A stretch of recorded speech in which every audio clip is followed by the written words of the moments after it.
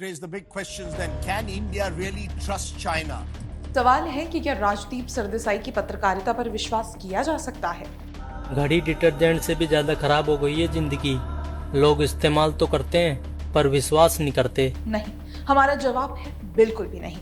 तुम्हें मुझ पर भरोसा करना है तो करो, वरना पहले इस्तेमाल करो फिर विश्वास करो।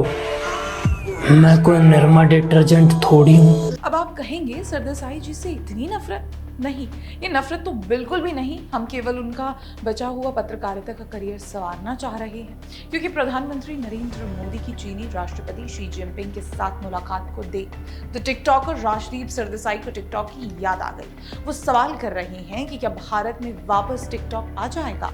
शायद रिटायरमेंट के बाद दोनों पति पत्नी टिकटॉक में नजर आने वाले हैं। खैर, हम मुद्दे पर आते हैं। दरअसल देश के प्रधानमंत्री नरेंद्र मोदी ब्रिक्स सम्मेलन के लिए विदेशी यात्रा पर हैं और चीन के साथ भी मजबूत रिश्तों को लेकर बातचीत चल रही है। लेकिन शायद राजदीप सरदेसाई जी को इससे दिक्कत है, या कहें कि उन्हें ये बात हजम नहीं हो रही। इसीलिए राजदीप सरदेसाई बार बार सवाल कर रहे हैं कि क्या चीन पर विश्वास किया जा सकता है। Let's raise the big questions then. Can India really trust China? This points out the Chinese have built substantial infrastructure, especially in the Depsang Plains. Can we trust the Chinese, or are the Chinese playing at the moment once again for short term to try and get some benefits, according to KC, from the Indian markets, possibly also looking at their problems with Taiwan, and therefore we can't trust them for any permanent solution?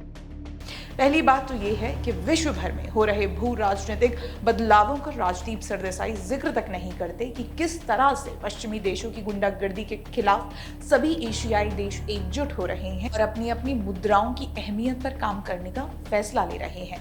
दूसरी बात ये कि राजदीप के लिए असल मुद्दे से ज्यादा जरूरी ये है कि टिकटॉक एप्लीकेशन का भविष्य क्या होगा। शायद उन्हें भाजपा के किसी चुनाव में हारने के बाद न्यूज रूम में डांस करने के लिए इस ऐप की बहुत ज्यादा जरूरत है। हालांकि उनका दुर्भाग्य ये है कि उन्हें ऐसा डांस करने का मौका मिल नहीं रहा है। ऐसे में राजदीप सरदेसाई जिसे मैं सवाल करना चाहूंगी कि क्या आपने कभी यूपीए सरकार के दौरान कांग्रेसियों और चीन के बीच घनिष्ठ संबंधों के बारे में सवाल किया है? आज आप मोदी सरकार पर जरूर चीन को लेकर सवाल उठा रहे हैं कि क्या चीन पर विश्वास किया जाना चाहिए, मगर क्या आपने कभी कांग्रेसियों से सवाल किया कि उन्होंने कैसे आंखें मूंद कर चीन पर विश्वास किया था?